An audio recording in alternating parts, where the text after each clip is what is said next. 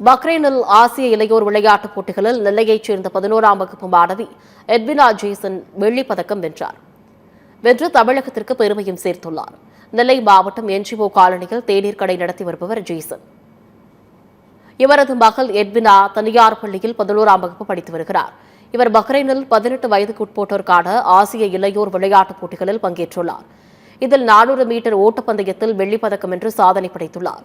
இது தொடர்பாக சத்தியம் தொலைக்காட்சிக்கு அவரது தந்தை அளித்த பேட்டியில் 12 ஆண்டுகால தொடர் பயிற்சியால் தனது மகள் வெற்றி பெற்றுள்ளதாக தெரிவித்துள்ளார். மேலும் நாளை நடைபெறவுள்ள 400 மீட்டர் தொடர் ஓட்டத்தில் பங்கேற்கும் எட்வினா தங்கப்பதக்கம் வெல்வார் என்று நம்பிக்கை தெரிவித்துள்ளார்.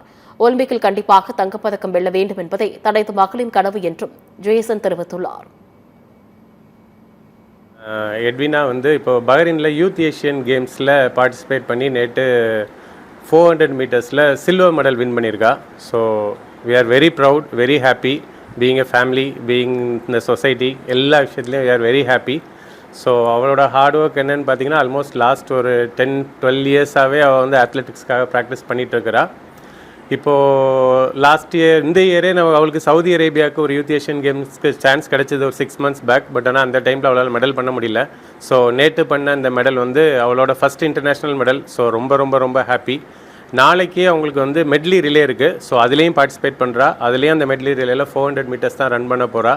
ஸோ கண்டிப்பாக நாளைக்கு ஒரு கோல்டு மெடல் வின் பண்ணி நம்மளோட இந்தியன் ஃப்ளாக் மேலே பறக்க வைக்கணும் அப்படிங்கிறதுல we are expecting a lot. So ரொம்ப ப்ரே பண்ணுறோம். கண்டிப்பாக நாளைக்கு கோல்டு மெடல் இந்தியாவுக்கு வின் பண்ணிட்டு வரணுங்கிறது தான் ஆசை.